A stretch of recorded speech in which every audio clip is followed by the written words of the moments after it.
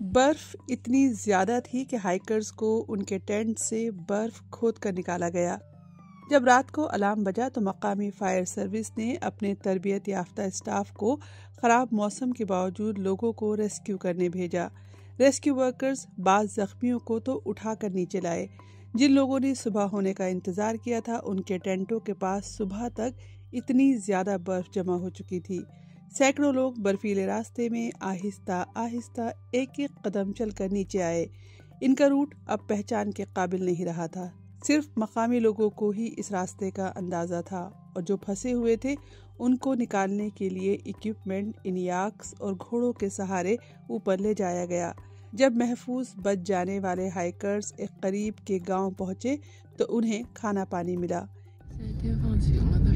یہ خاتون hiker rescue کے بعد بس سے لاسا جا رہی ہیں۔ ان کا کہنا ہے کہ وہ خوش قسمت ہے کہ بچ گئی۔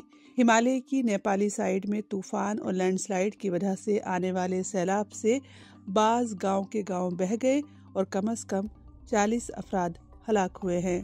ایک ایسا خطہ جہاں برفیلے طوفان اور خراب موسم عام بات ہے، تبت کی سائیڈ پر آنے والے برفیلے طوفان نے سب کو تشویش میں ڈال دیا ہے۔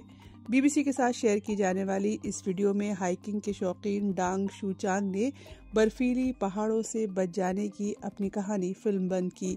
تبت کے لوگوں نے ان کا خیال رکھا اور دعائیں دی۔